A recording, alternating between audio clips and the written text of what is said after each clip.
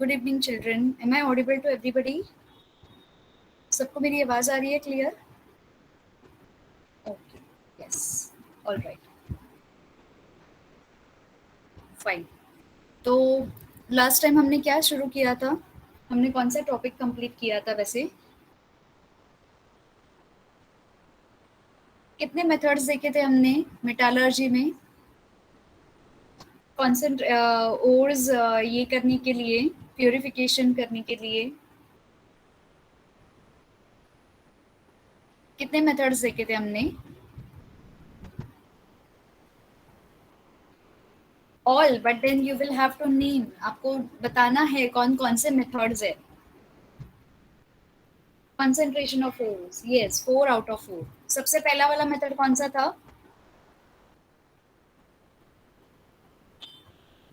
सबसे पहला वाला मेथड कौन सा था?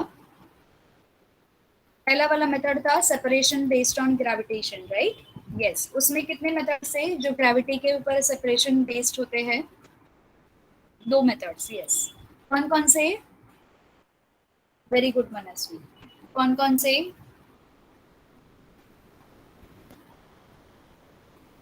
Yes, very good. और दूसरा वाला कौन सा है?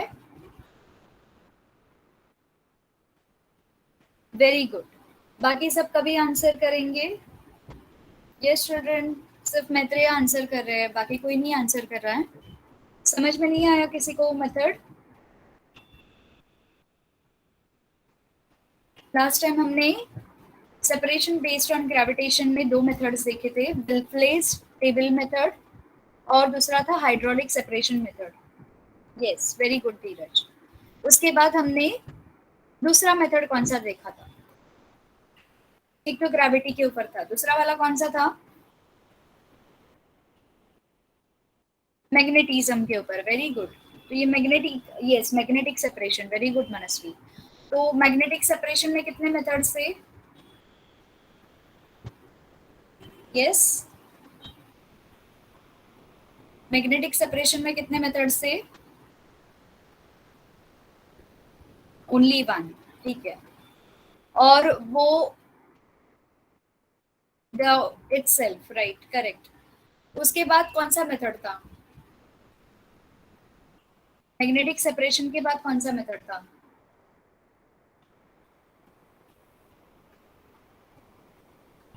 Froth flotation, excellent.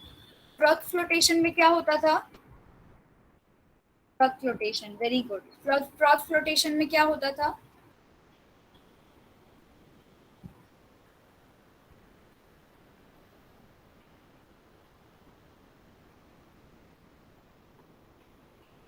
Hydrophilic, hydrophobic, okay. और कुछ?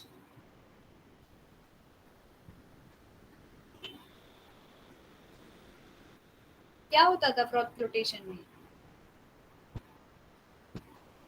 फॉर्मेशन क्या होता था? किसका फॉर्मेशन होता था?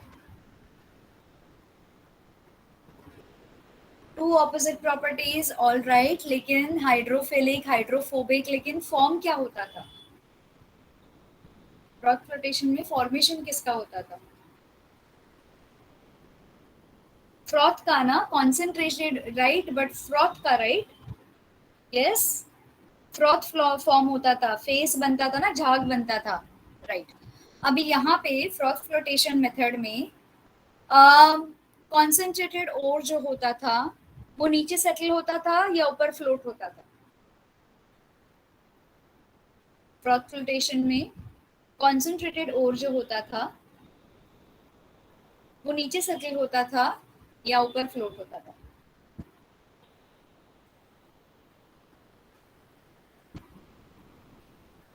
फ्लोट होता था। मैत्रेय ने फ्लोट बताया, बाकी सब क्या बता रहे हैं?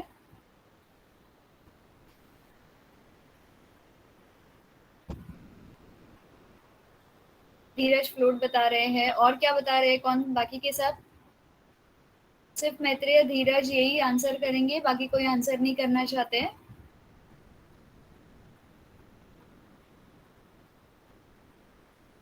क्या होता था क्विक स्टूडेंट्स?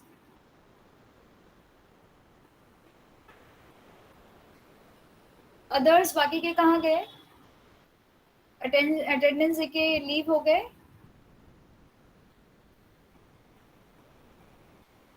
जब तक बाकी सबसे आंसर नहीं मिलता मैं आगे नहीं बढ़ूंगी। और आपका 1 आवर का सेशन 1.5 आवर बन जाएगा। यस, मनस्वी ने फ्लोट बताया। बाकी के स्टूडेंट्स कहाँ गए हैं? अगर आपको एक्सटेंड करना है सेशन तो मुझे कोई प्रॉब्लम नहीं है, आज वैसे भी मैं फ्री हूँ।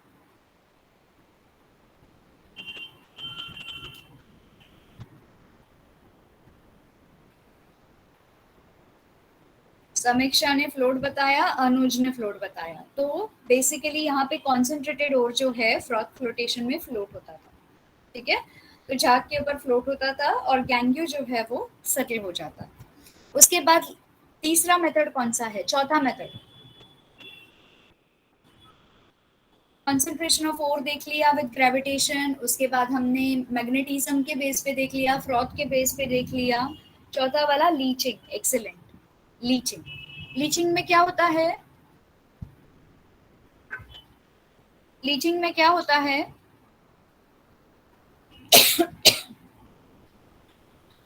लीचिंग में क्या होता है? एक्सट्रैक्शन होता है, लेकिन कैसा होता है एक्सट्रैक्शन? हम एक्सट्रैक्शन ही पढ़ रहे हैं, तो डेफिनेटली एक्सट्रैक्शन होगा, लेकिन कैसा होता है एक्सट्रैक्शन?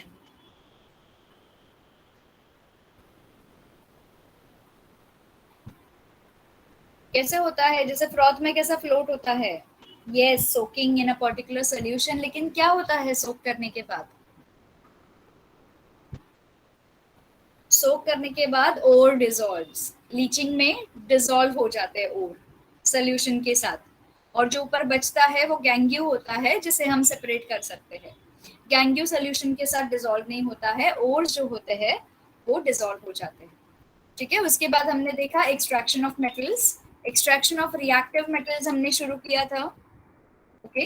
तो हमने रिएक्टिव मेथड मेटल्स का रिएक्शन देखा था जब वो इलेक्ट्रिसिटी के कांटेक्ट में आते हैं, ठीक है। इलेक्ट्रोलाइसिस के थ्रू जब ये सेपरेट होते हैं, इलेक्ट्रिसिटी के कांटेक्ट में आते हैं, तो वो अपने आप को डिसोसिएट कर देते हैं, ठीक है। अपने आप को ब्रेक डाउन करने के बाद उनके पॉजिटिव जो ये होते हैं एटम्स होते हैं वो कैथोड के पास जाते हैं, और नेगेटिव एटम्स होते हैं वो एनोड के पास जाते हैं, ठीक है। जो कैथोड के पास जाते हैं वो रिड्यूस होते हैं। रिड्यूस क्यों होते हैं? क्योंकि वो अपने एक्स्ट्रा इलेक्ट्रॉन्स को डोनेट कर देते हैं, इसलिए वो रिड्यूस हो जाते हैं। और एनोड जो है वो एक्स्ट्रा इलेक्ट्रॉन्स को एक्सेप्ट कर लेता है अपने आप को बैलेंस करने के लिए। एनोड पे जो एलिमेंट होता है, एनोड नहीं, ठीक है, कैथोड पे जो एलिमेंट होता है वो, हाँ, वो क्या करता है, वो अपने एक्स्ट्रा इलेक्ट्रॉन्स जो है वो डोनेट कर देता है, और जो एनोड पे एलिमेंट होता है वो अपने एक्स्ट्रा इलेक्ट्रॉन्स को गेन करता है अपने आप को स्टेबलाइज कराने के लिए। Is my entire screen visible to you children? इस बार मैंने विंडो शेयर करी है, पूरी स्क्रीन में। Is this visible everybody?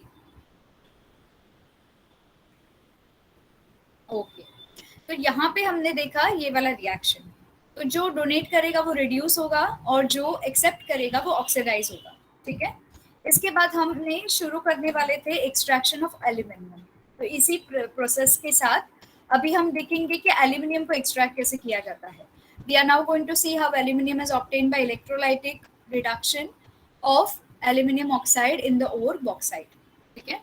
Extraction of aluminium, aluminium का सिंबल क्या है? Al, कलर है सिल्वरिश वाइट, ठीक है। एटॉमिक नंबर 13 है, 13।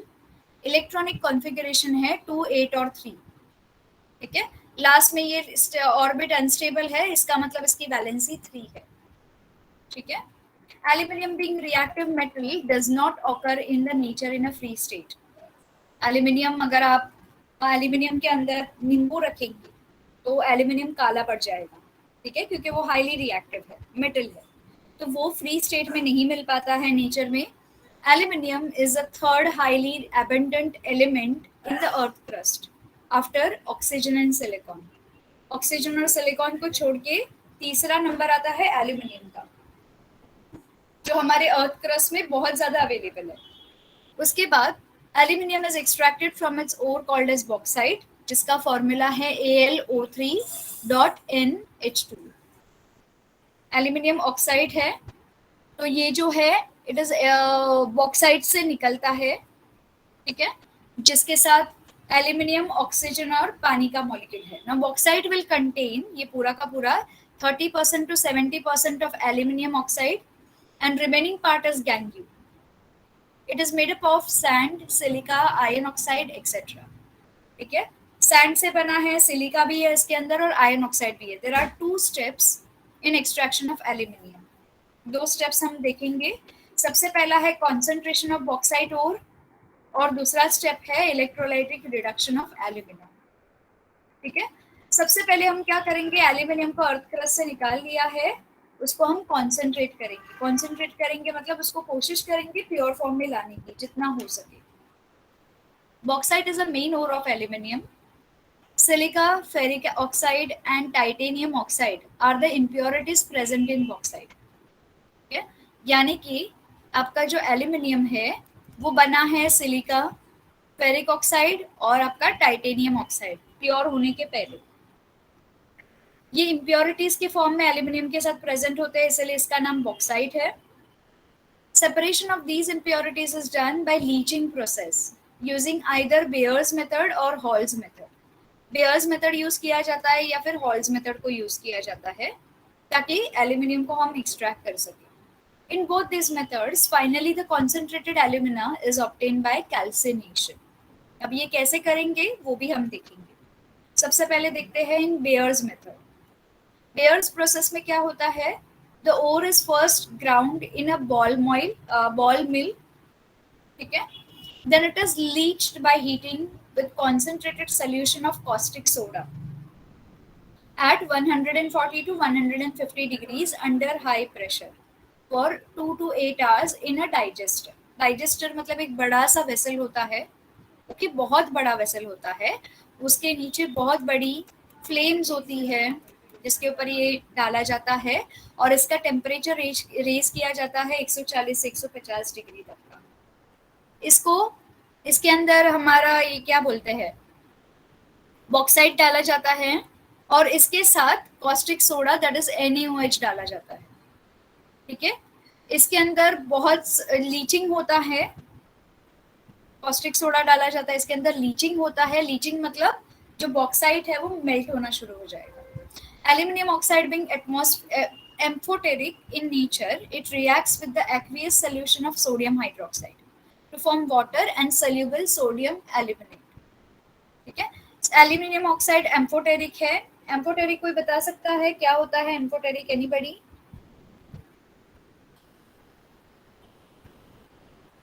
Anyone? What is amphoteric? Amphoteric, anybody? क्या होता है amphoteric?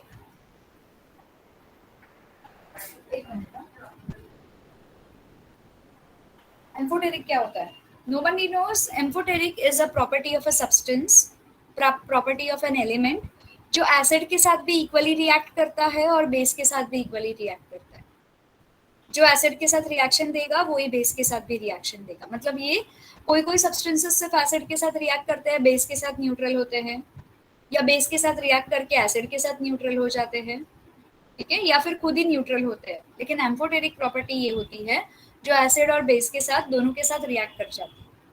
जैसे मैंने आपको अभी एग्जांपल दिया, आप अगर एल्यूमिनियम के बर्तन में नींबू को रखेंगे, so nimbu is acidic, do you agree with me? Yes, तो वो नींबू काला कर देगा आपके एल्यूमिनियम को बर्तन में। या फिर उसको इसको अगर पानी के साथ मिला के रखेंगे तो पूरा का पूरा एल्यूमिनियम के बर्तन को क्लीन कर देगा। तो ब्लीचिंग एजेंट जो है नींबू का वो क्लीनिंग के लिए भी काम आता है, ठीक है। So amphoteric in nature, it reacts with the aqueous solution of sodium hydroxide to form water soluble aluminate, sodium aluminate. This means the bauxite is leached by sodium hydroxide solution. ये जो बॉक्साइट है ये sodium hydroxide के solution के साथ ये Leach हो जाएगा।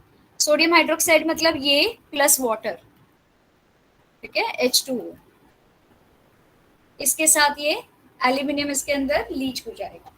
इसका फॉर्मूला यहाँ पे है, reaction aluminium oxide dot 2H2O plus 2NaOH, यहाँ पे क्या होगा, सोडियम जो है वो एल्यूमिनियम ऑक्साइड के साथ फ्यूज हो जाएगा, ठीक है, और यहाँ पे वाटर मॉलिक्यूल जो है वो एलिमिनेट हो जाएगा। ओके, तो सोडियम और एल्यूमिनेट ऑक्साइड यहाँ पे बन जाएगा, सोडियम हाइड्रो ये, और आपका वाटर मॉलिक्यूल निकल जाएगा। The ion oxide is a gang does not dissolve in the aqueous solution of sodium hydroxide. ये सोडियम हाइड्रोक्साइड में जो इम्प्योरिटी है आयन ऑक्साइड, वो डिसॉल्व नहीं होती है, it is separated by filtration method. However, silica in the gangue dissolves in aqueous sodium hydroxide to form water soluble sodium silicate। ठीक है, तो सिलिका जो है वो सोडियम सिलिकेट बन के डिसॉल्व हो जाता है।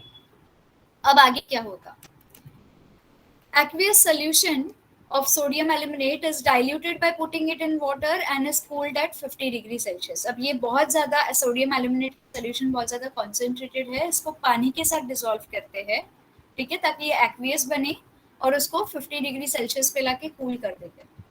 इससे क्या होगा, this will result in the precipitation of aluminium hydroxide. Aluminium hydroxide जो है वो प्रेसिपिटेट बनेगा। प्रेसिपिटेट एवरीबडी नोज, जो नीचे जाके सेटल हो जाता है, यहाँ पे इसको हम प्रेसिपिटेट बोलते हैं और नीचे का एरो दे देते हैं, ठीक है, सॉल्ट या फिर रिमेनिंग फॉर्म में, सॉलिड फॉर्म में प्रेसिपिटेट होके नीचे सेटल हो जाता है। अभी यहाँ पे एक रिएक्शन है, that is sodium plus aluminium oxide will give along with water will give a sodium hydroxide, वापस मिल गया, और एल्यूमिनियम यहाँ पे हमको मिल गया, एक्वियस सॉल्यूशन एल्यूमिनियम हाइड्रोक्साइड। ठीक है, ये एल्यूमिनियम हाइड्रोक्साइड नीचे प्रेसिपिटेट बन के सेटल हो जाएगा। अब ये तो था पूरा का पूरा bears process. Everybody understood bears process? Bears process सभी को समझ में आया चिल्ड्रन? बेयर्स प्रोसेस में सबसे पहले क्या होता है, 2 स्टेप्स होते हैं। पहले ओर को ग्राउंड बॉल, उसको ग्राउंड करते हैं, मतलब पाउडर बनाते हैं बॉल मिल के अंदर, उसको लीच करते हैं, ठीक है, कॉस्टिक सोडा के साथ 140 से 150 डिग्री तक लाके हाई प्रेशर में 2 से 8 घंटे तक का, ठीक है। उसमें क्या हमको मिलेगा, aluminium oxide being amphoteric in nature, it will react with aqueous solution of sodium hydroxide, और ये क्या करेगा, वाटर सोल्यूबल सोडियम एल्यूमिनेट बनाएगा। अब ये सोडियम एल्यूमिनेट है, पानी के साथ सोल्यूबल होके मिक्स होके बन गया है, ठीक है। इसमें क्या होगा, बॉक्साइड जो है सोडियम हाइड्रोक्साइड सोल्यूशन के साथ लीच होगा और ये वाला रिएक्शन कैरी ऑन होगा। इसके बाद ये तो सोडियम, हमारा एल्यूमिनियम जो है वो तो पानी के साथ डिसॉल्व हो गया। इसके बाद बचा क्या है हमारे पास, आयन ऑक्साइड को निकाल देना है। तो आयन ऑक्साइड गैंग्यू फॉर्म में है, जो डिसॉल्व नहीं होता है सोडियम हाइड्रोक्साइड के साथ, तो इसको हम फिल्टर करके इजीली सेपरेट कर दिए। इसके बाद silica in the गैंग्यू dissolve in aqueous sodium hydroxide. अब एल्यूमिनियम के साथ साथ सिलिका भी डिसॉल्व हो गया, जो कि गैंग्यू है, ठीक है। तो इसको निकालने के लिए हमने क्या किया, एक्वियस सोडियम एल्यूमिनेट लिया, इसके अंदर पानी डाला, उसको ठंडा किया, तो ये क्या हो गया, ये सेटल हो गया नीचे आके प्रेसिपिटेट फॉर्म में। तो जब एल्यूमिनियम हाइड्रोक्साइड सेटल हो जाएगा तो हमको पूरा एल्यूमिनियम मिलेगा, और ऊपर जो फ्लोट होगा वो सिलिका होगा, जो कि गैंग्यू होगा, और हम इजीली निकाल सकते हैं। Do you agree with me children? Bayer's के बाद हम आते हैं हॉल्स प्रोसेस। बेयर्स का प्रोसेस यहाँ पे कंप्लीट हो गया, हमारे पास एल्यूमिनियम हाइड्रोक्साइड आ गया। अभी हम क्या करेंगे, हॉल्स प्रोसेस में जाएंगे। हॉल्स प्रोसेस में ore is powdered and then leach by heating with aqueous sodium carbonate. इसको पाउडर कर दिया, इसको वापस से लीच किया, ठीक है। किसके साथ, इस बार सोडियम कार्बोनेट के साथ लीच किया है डाइजेस्टर में, to form water soluble sodium aluminate. Then insoluble impurities are filtered out, जो कि डाइजेस्ट नहीं हुआ, जो लीच नहीं हुआ, उसको फिल्टर करके निकाल दिया। The filtrate is warmed and neutralized by passing carbon dioxide gas. This results in precipitation of aluminium hydroxide. अभी ऊपर की सारी इम्प्योरिटीज फिल्टर करके जो बचा है उसमें क्या किया है, कार्बन डाइऑक्साइड की गैस पास की है, जिससे हमें क्या मिलेगा, एल्यूमिनियम हाइड्रोक्साइड और प्योर फॉर्म में मिलेगा। इसका केमिकल रिएक्शन क्या होगा, बेयर्स हॉल्स प्रोसेस में aluminium oxide dot twice H2O plus caustic soda, ठीक है, सोडियम कार्बोनेट, जो यहाँ पे ये क्या देगा, सोडियम और एल्यूमिनियम यहाँ पे फ्यूज हो जाएंगे, ठीक है, और कार्बन डाइऑक्साइड की गैस जो है वो एलिमिनेट हो जाएगी अलग से, और आपका वाटर मॉलिक्यूल जो है वो स्टीम के फॉर्म में एलिमिनेट हो जाएगा, या फिर पानी नीचे सेटल हो जाएगा। Do you agree with me children? इतना सभी को क्लियर है? ठीक है, ओके। इसके बाद ये होने के बाद हमारे पास क्या बचा है? सोडियम एल्यूमिनेट बचा है। ठीक है, ये भी पानी के साथ और कार्बन डाइऑक्साइड के साथ रिड्यूस होगा, हमें फाइनली एल्यूमिनियम हाइड्रोक्साइड मिला और सोडियम कार्बोनेट जो है वो एलिमिनेट हो गया। ये पूरा का पूरा पाउडर फॉर्म में सेटल होगा। Now precipitate of aluminium hydroxide is obtain in both, Bayer method में भी मिलता है और हॉल्स मेथड में भी मिलता है। ठीक है, तो ये दोनों से लिया हुआ जो एल्यूमिनियम हाइड्रोक्साइड है, इसे प्रोसेस किया जाता है, फिल्टर किया जाता है, वॉश किया जाता है और ड्राई किया जाता है, और उसको कैल्सिनेट किया जाता है by heating at 1000 degree to obtain alumina. ठीक है, अभी इसको 1000 डिग्री पे हीट किया जाता है और एल्यूमिना से ऑब्टेन किया जाता है। 1 minute children, just give me a moment please.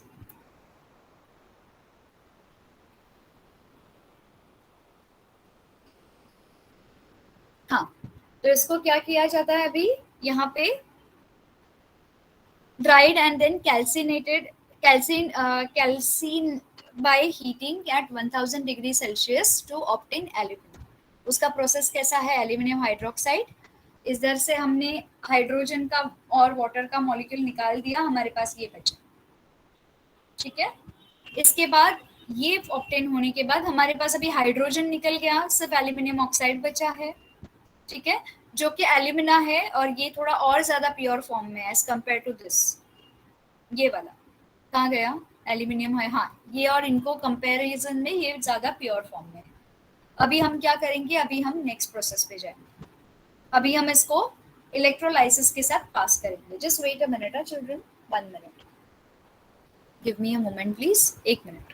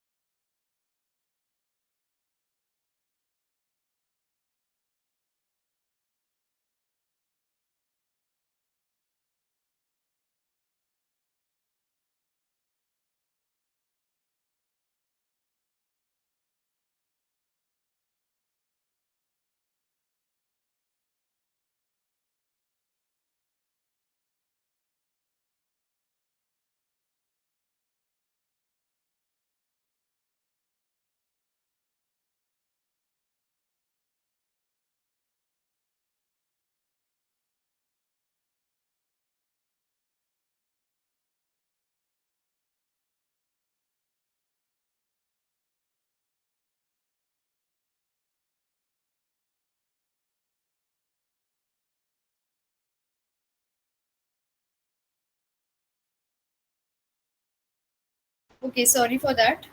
ठीक है, am I audible? Can you hear me? ठीक है, फिर हम अभी यहाँ पे आते हैं नेक्स्ट पार्ट पे, जो कि इलेक्ट्रोलाइटिक रिडक्शन ऑफ एल्यूमिना है। In this method electrolysis of molten mixture of alumina. ठीक है, इसमें क्या होगा? इलेक्ट्रोलाइसिस होगा, किसका होगा? Molten mixture of alumina. यहाँ पे मोल्टन मिक्सचर ऑफ एल्यूमिना जो कि मेल्टिंग पॉइंट 2000 डिग्री सेल्सियस पे लिया जाता है and is done in a steel tank, क्योंकि हम और कोई मेटल पे रिलाई नहीं कर सकते, तो स्टील टैंक में मोल्टन एल्यूमिना को डाला जाएगा। ठीक है, now the tank has a graphite lining on the inner side. इसके अंदर ये पूरा का पूरा ग्रेफाइट लाइनिंग रहेगा। ठीक है, ग्रेफाइट जो है, 1 मिनट चिल्ड्रन ना, एक सेकेंड, एक सेकेंड।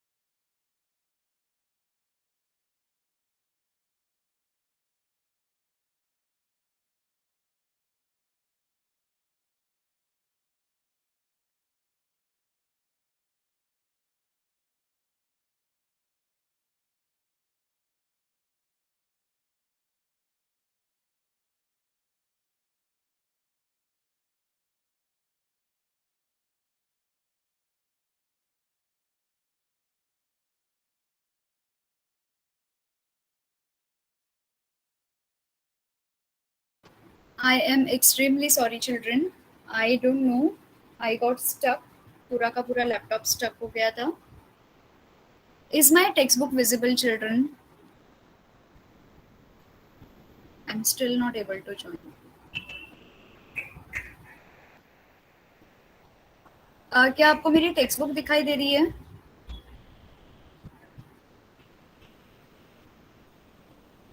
दिखाई दे रही है मुझे. एक minute, just 1 minute. I can see everybody's message from my mobile phone. यहाँ पे I'm not able to switch.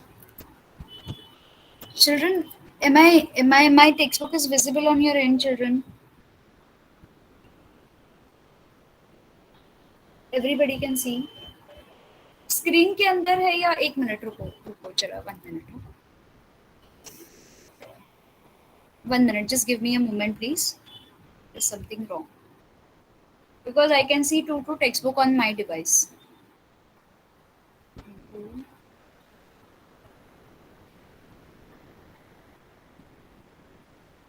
Children, is it visible now?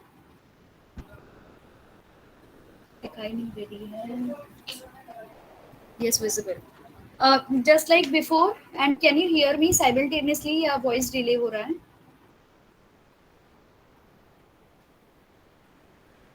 Can you hear me, children, please? Perfect. Just let me know in case अगर delay हो रहा है, ठीक है? I can hear a delay. I'll just try. Where was I? Electrolytic reduction of alumina. ठीक है.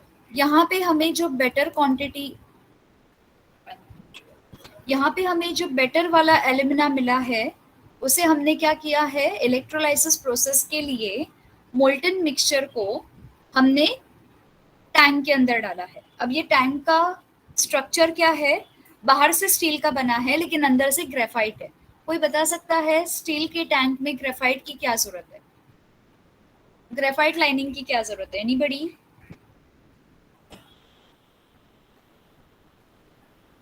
Steel के tank में ग्रेफाइट की क्या जरूरत है?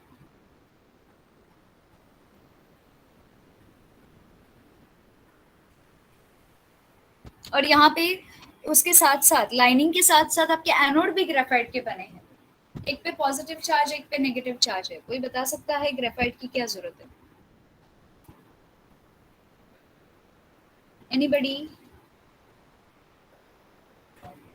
For conduction. और क्या रीजन है? Y graphite? हमने ग्रेफाइट के बदले कोई और मेटल क्यों नहीं लिया?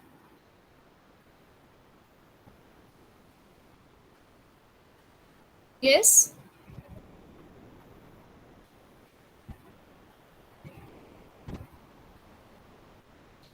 और कुछ? ओके. एल्यूमिनियम का नेचर सभी को पता है. एल्यूमिनियम का नेचर अभी थोड़ी देर पहले ही हमने पढ़ा था. Aluminium is what? It can be reacted with metals. It can be reacted with acid and bases simultaneously. उस प्रॉपर्टी को क्या बोलते हैं हम? एल्यूमिनियम की उस प्रॉपर्टी को क्या बोलते हैं? जस्ट हमने यहाँ पे पढ़ा था. Yes, anybody? कौन सी प्रॉपर्टी है वो?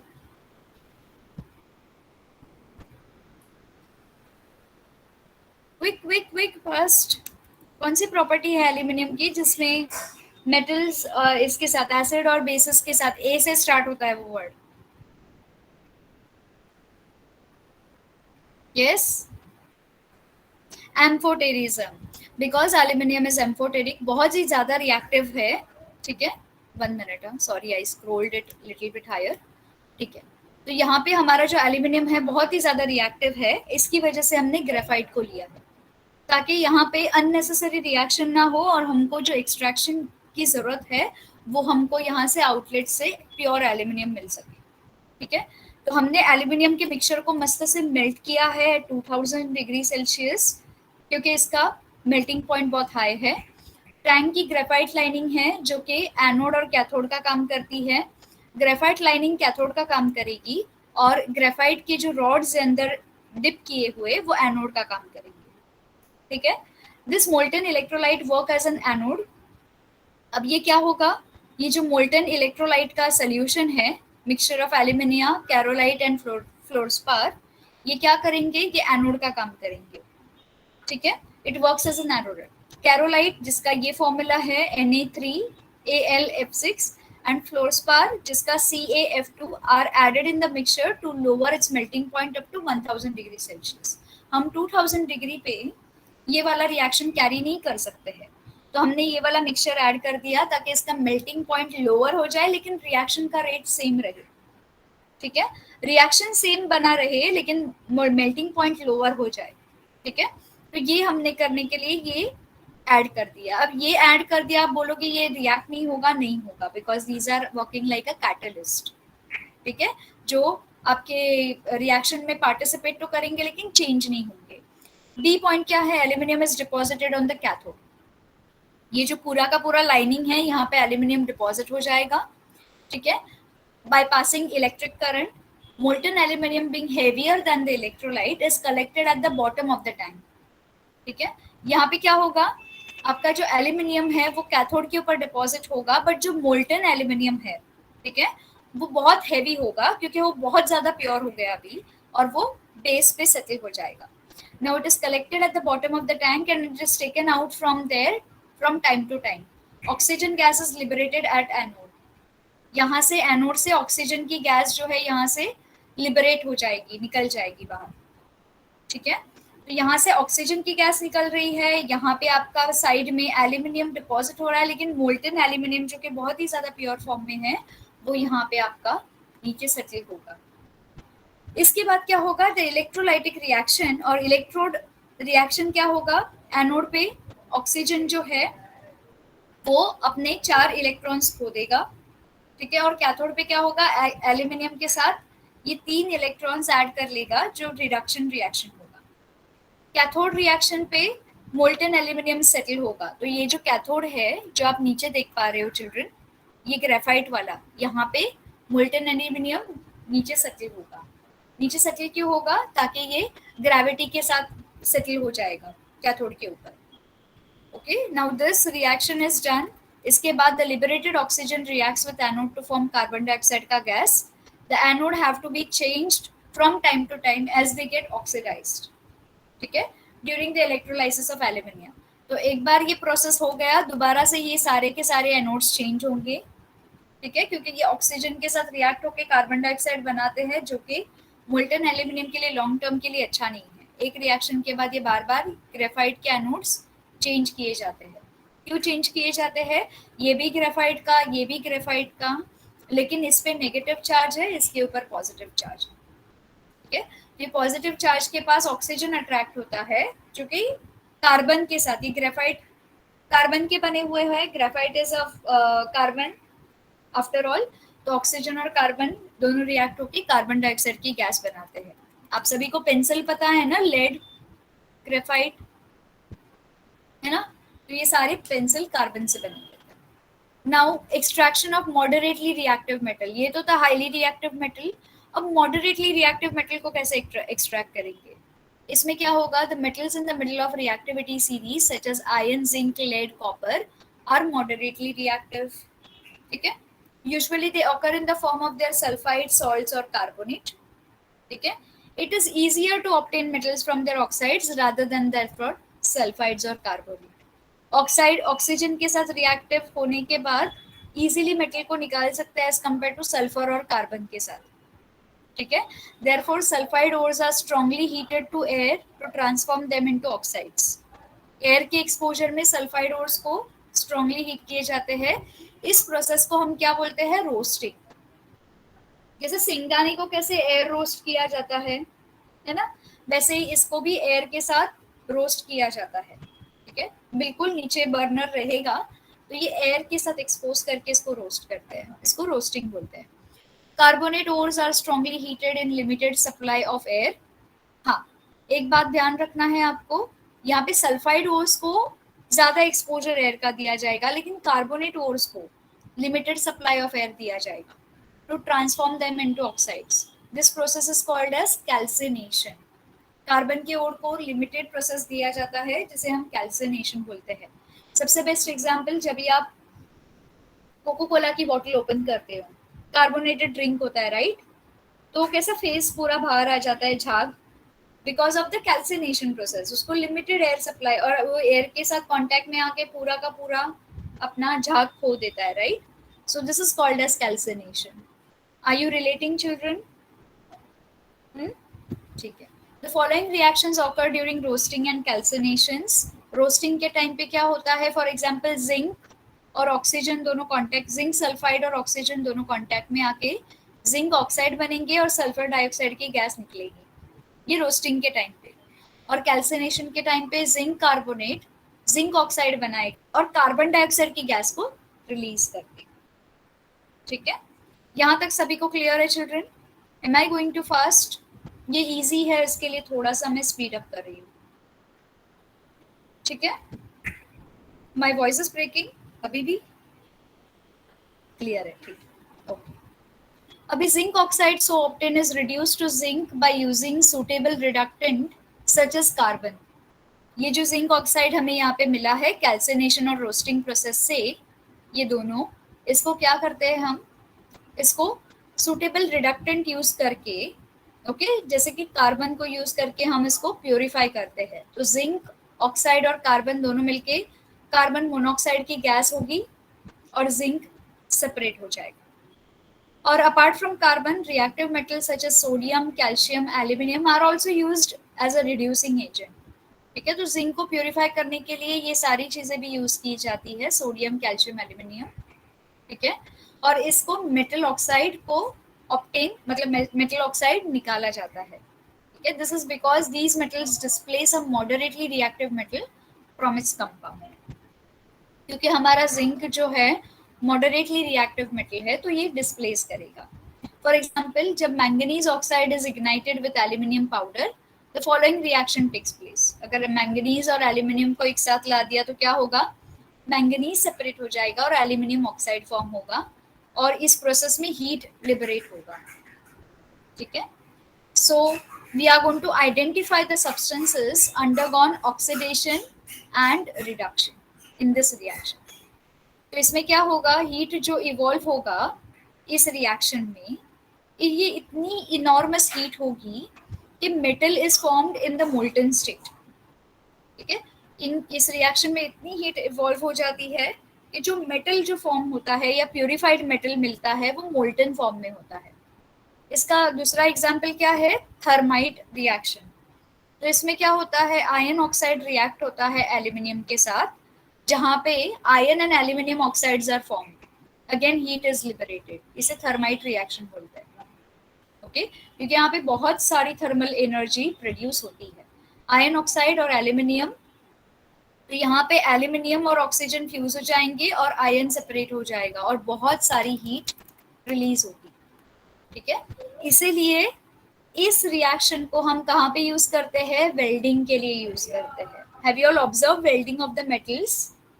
ग्रिल बनाना हो या किसी भी चीज को ज्वाइन करना हो तो वेल्डिंग प्रोसेस यूज करते हैं। Do you agree with me? जहाँ पे ऑक्सीजन के प्रेजेंट में, ठीक है, हम केमिकल रिएक्शन करते हैं जो मेटल को मेल्ट कर देता है और उसको ज्वाइन करने में हेल्प करता है। तो ये जो रिएक्शन हमने पढ़ा है अभी, वो वेल्डिंग के लिए यूज होता है। ओके, इसलिए अगर आपने देखा तो वेल्डिंग में वो जो स्पार्क्स निकलते हैं तो उसमें बहुत सारी हीट होती है, राइट? यस, उससे चटका तो नहीं लगता, लेकिन इतनी सारी हीट प्रोड्यूस होती है कि स्पार्क्स निकलते हैं वेल्डिंग प्रोसेस में, और जो भी एलिमेंट, जो भी आपका मेटल है वो मेल्ट हो जाता है। Do you agree with me children? यहाँ पे hot steel from thermite reaction इस तरह से रहेगा। कैसे प्रोड्यूस होता है? यहाँ पे आपका स्लैग है, ये पूरा क्रूसिबल है। क्रूसिबल मतलब एक बड़ा सा डाइजेस्टर जैसा मेटल होता है, ये होता है कंटेनर होता है। स्लैग है, ये हॉट स्टील जो थर्माइट रिएक्शन से मिला है रेड कलर का। अब यहाँ पे क्या होगा? क्रूसिबल में नीचे ये स्लैग जो है वो सेटल हो जाएगा। ठीक है, इसके बाद क्या होगा? ट्रांसवर्स सेक्शन ऑफ रेल, मतलब ये जो स्लैग है, ठीक है, या फिर ये जो थर्माइट रिएक्शन है, हॉट स्टील जो मिला है यहाँ से, इसे हम ये सारे रेल को ज्वाइन करने में हेल्प करते हैं। ओके, तो पता है सबके पास वो ऐसा बाल्टी जैसा होता है और नीचे होल होता है। तो ये टैपिंग डिवाइस ओपन करते हैं तो ये पूरा का पूरा स्टील जो है मोल्टन, ये इस टूटे हुए रेल में जुड़ जाता है और ये इस तरह से जोड़ने का काम करता है, इसको वेल्डिंग बोलते हैं। ओके, ये जो रेल ट्रैक का एग्जाम्पल दिया, अगर हम इसकी भी बात करें ग्रिल वेल की, तो वो भी ऐसे ही होता है। इसको हम क्या बोलते हैं, थर्माइट वेल्डिंग बोलते हैं। ठीक है, now extraction of less reactive metal, हमने मोर रिएक्टिव मेटल देखा, extraction aluminium, moderately reactive metal देखा। ठीक है, उसमें हमने अलग अलग मेटल्स को यूज किया और वेल्डिंग का प्रोसेस समझा। अभी हम एक्सट्रैक्ट करेंगे less reactive metal. Are you ready children? Children you understanding ना? कॉम्प्लिकेट तो नहीं हो रहे हो ना? ओके, ठीक है, great, excellent. Extraction of less reactive metal में ज्यादा मच नहीं होता है। metals at the bottom of reactivity series of metals are less reactive. ठीक है, that is why they are found in the free state in nature. तो इसका nature के साथ, फ्री स्टेट के साथ कोई दुश्मनी नहीं है। ये एयर में ना फ्रीली रह सकते हैं। फॉर एग्जाम्पल गोल्ड, सिल्वर और प्लैटिनम ले लो। जब आप गोल्ड की रिंग पहनते हो, प्लैटिनम सिल्वर की रिंग पहनते हो, तो ये ज्यादा देर तक ड्यूरेबल रहता है नेचर में। ठीक है, the reserves of copper in free state are very few. Presently copper is found mainly in copper sulfide form. ठीक है, so copper is obtained from copper sulfide ore just by heating in air. Copper को, इस ओर को heat किया जाता है, oxygen के साथ फ्यूज होके ये क्यूपरस ऑक्साइड बन जाएगा और सल्फर डाइऑक्साइड की गैस निकल जाएगी। ठीक है, ये दो तरह के रिएक्शन होंगे और फिर इसके बाद हम कॉपर को इजीली एक्सट्रैक्ट कर सकते हैं। यहाँ तक सभी को क्लियर है children? Extraction of less reactive metal. ठीक है, अब जो एक्सट्रैक्ट कर लिए हमने, तो अभी हम क्या करेंगे, मेटल्स को रिफाइन करेंगे, है ना? तो metals obtain by various reduction processes described above are not very pure. जो मोल्टन फॉर्म बोल लो एल्यूमिनियम का, कॉपर बोल लो, या फिर आप मैग्नीशियम, आयरन, ये सारे बोल लो, ये अभी भी प्योर फॉर्म में नहीं है, कंप्लीटली प्योर नहीं है। इसमें अभी भी थोड़े थोड़े इम्प्योरिटीज है।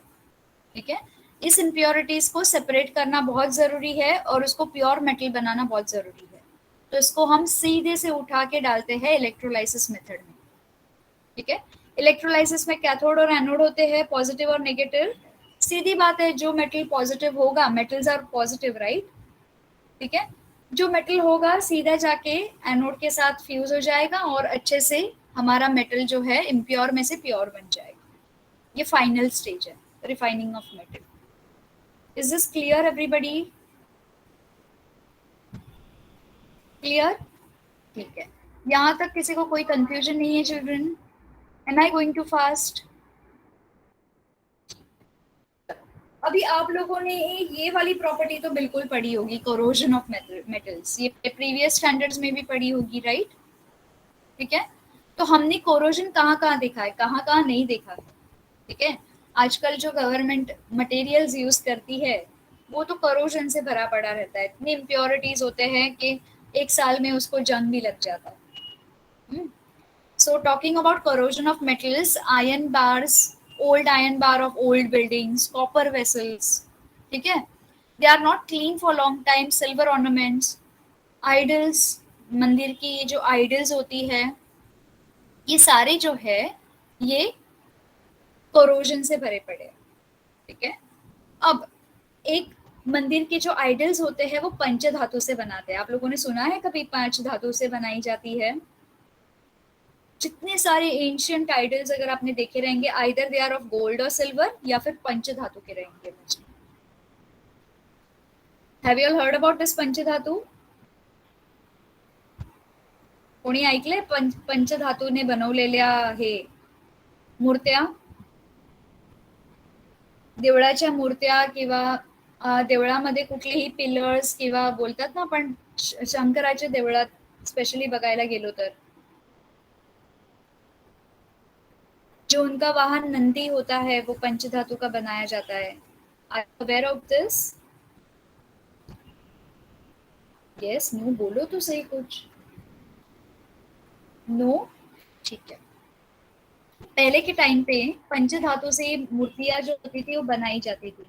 ठीक है, इसका रीजन ये होता था कि पहला वाला, एक तो ये कोरोजन फैक्टर, अगर एक मेटल से बनाई जाती थी तो क्या होता था, पॉसिबिलिटी होती थी कि कोरोजन पकड़ सकता है, कलर जा सकता है, मूर्ति की शाइन ये हो सकती है, कम हो सकती है, ठीक है।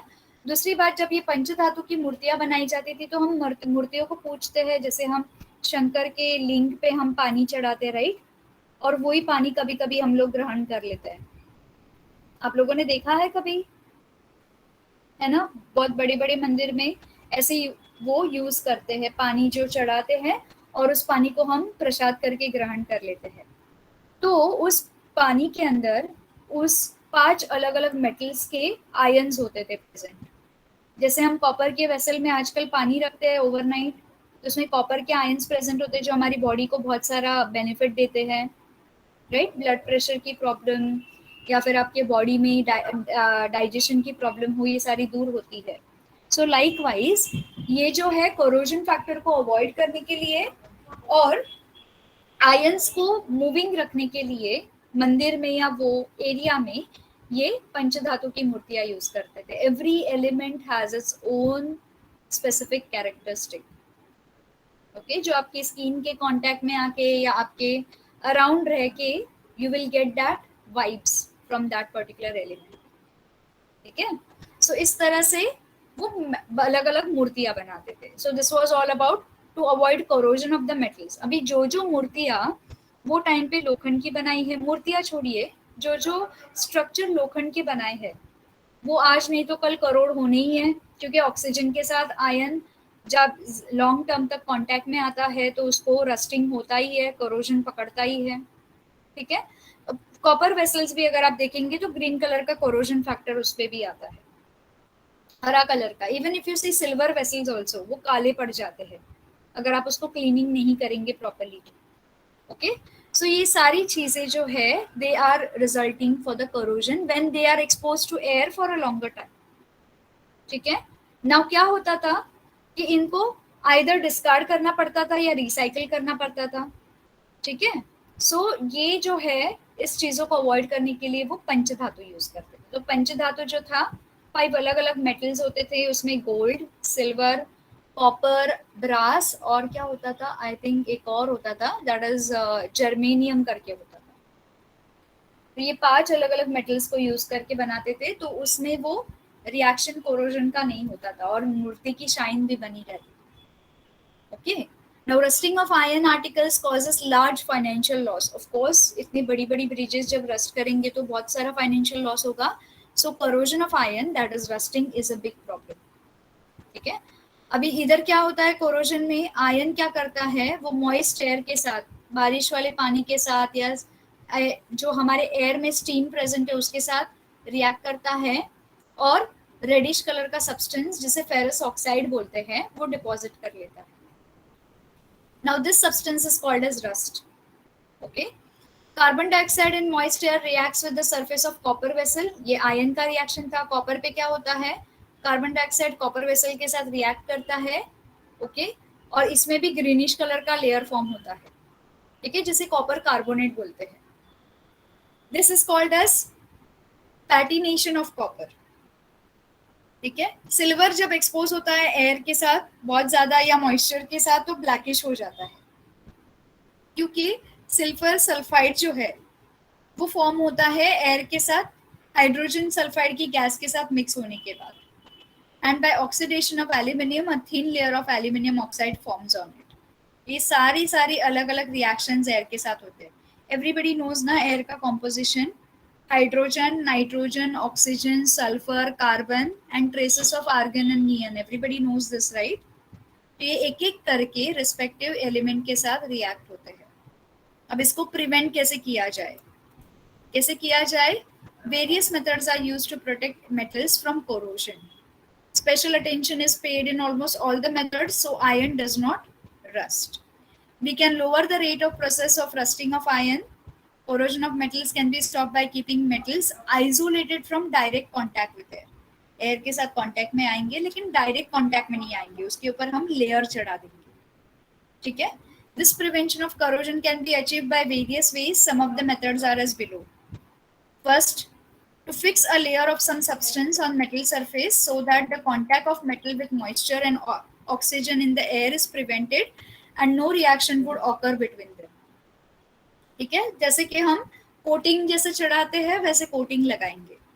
Second, to prevent corrosion of metals by applying a layer of oil paint, okay, या ऑयल या ग्रीस या वार्निश जिसे उस सरफेस की प्रोटेक्शन हो. For example corrosion of iron can be prevented by this method. Red oxide करके एक आता है, तो वो आयरन के ऊपर लगाया जाता है ताकि वो कोरोड ना हो, कोरोजन उसके अंदर ना जाए, एयर उसके साथ डायरेक्टली कांटेक्ट ना करे.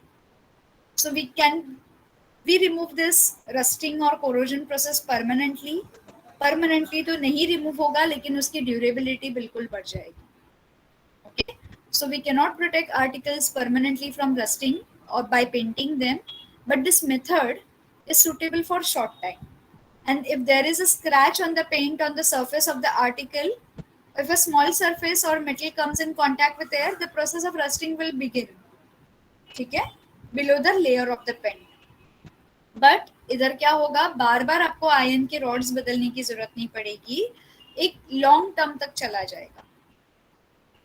Okay, so we have few questions here. Why do new iron sheets appear to be shiny and corrosion can be prevented by putting layer of non corrodible method और corrodible method. इसके लिए कौन कौन से veg है वो हम next time देखेंगे. गैल्वेनाइजिंग, टीनिंग, ठीक है, ये सारे वेज है. We will see this in the next session of ours. Is that okay? Shall we stop here? Next time हम अलग अलग methods देखेंगे. ठीक है? Any difficulty children so far? यहाँ तक किसी को कोई डाउट है? Okay, चलो. Take care children. Bye everybody.